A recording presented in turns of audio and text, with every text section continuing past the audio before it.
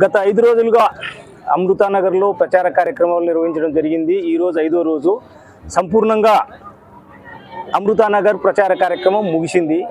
అద్భుతమైన ప్రజాస్పందన ఉంది. మా కార్యకర్తలు, నాయకులు బ్రహ్మాండమైన ఉత్సాహంతో పాల్గొన్నారు.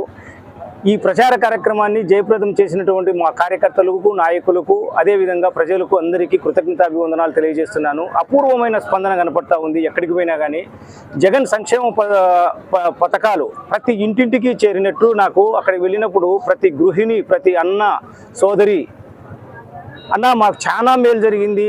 జగనన్న పాలనలో ప్రతి సంక్షేమ కార్యక్రమం మాకు జరిగింది. ఆయన వల్లనే మేము ఈరోజు మా జీవన ప్రమాణాలు మెరుగైనాయి, బాగా ఉండగలుగుతున్నాము. అంటే ఇంత కష్టకాలంలో ఆయన ఇచ్చిన పథకాలు మాకు మా జీవనానికి ఎంతో తోడ్పాటు కలిగించినాయి. కాబట్టి ఖచ్చితంగా మేము ఈ ఎన్నికల్లో జగనన్నకు ఓటు వేయబోతున్నాము. తిరిగి జగనన్నను ముఖ్యమంత్రిగా చూసుకోవాలనేదే మా యొక్క ప్రగాఢమైనటువంటి కోరికగా మేము భావిస్తామని చెప్పేసి ప్రతి ఇంటికి గడప గడపకు అద్భుతంగా గృహిణులు, అన్నగారు ప్రతి ఒక్కరూ వాళ్ళ యొక్క అపూర్వమైన స్పందనను తెలియజేసినారు. ఆ స్పందనను చూసిన తర్వాత ఎంతో సంతోషం కలిగింది, గర్వం కలిగింది, నమ్మకం కలిగింది.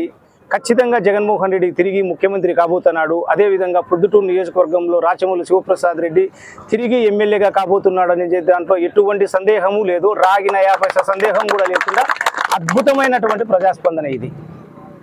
ప్రతి కార్యకర్తకు, ప్రతి నాయకునికి, ప్రతి ప్రజలకు అందరికీ నా కృతజ్ఞతాభివందనాలు తెలియజేసుకుంటాను.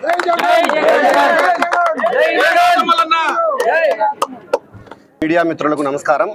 అదే మాదిరి కొత్తపల్లె గ్రామ పంచాయతీలోని అమృతానగర్లో ఉండే 50 మంది కార్యకర్తలకు, నాయకులకు అందరికి కూడా వరుసగా 5 రోజులు అమృతానగర్ను ప్రతి ఇంటింటికి తిరిగి ప్రతి ఇంటిని కూడా జల్లెడబట్టి ప్రతి ఒక్క ఓటర్ను కూడా ఓటు అభ్యర్థించినాం. ఎక్కడ చూసినా కూడా జగనన్న తిరిగి మళ్ళీ ముఖ్యమంత్రి కావాలి. రాచమల్లు ఈ అమృతానగర్ను ఎంతో అభివృద్ధి చేసినాడు.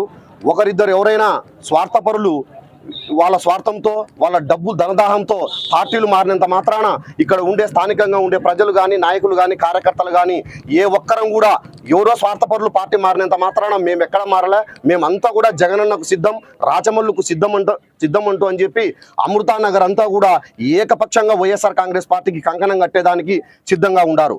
ఇక్కడ ప్రజలందరూ స్పందన చూస్తే ఓటు రేపు నెల 13 కాకుండా రేపో మన్నాడో ఓట్లు వచ్చినా కూడా తొందరగా మేము ఫ్యాన్ గుర్తుకు ఓటేసి జగనన్న రుణం తీర్చుకోవడానికి లేట్ అవుతుంది అని చెప్పేటువంటి ఫీలింగ్ వాళ్ళలో కనపడతా ఉంది. ఇంత పెద్ద ఎత్తున ఈ అమృతానగర్ ప్రచారాన్ని వరుసగా 5 రోజులు సక్సెస్ చేసినటువంటి వార్డు మెంబర్లకు, ఎంపీటీసీలకు, స్థానికంగా ఉండే లీడర్లందరికీ కూడా హృదయపూర్వక కృతజ్ఞతలు తెలియజేస్తా ఉంటాం.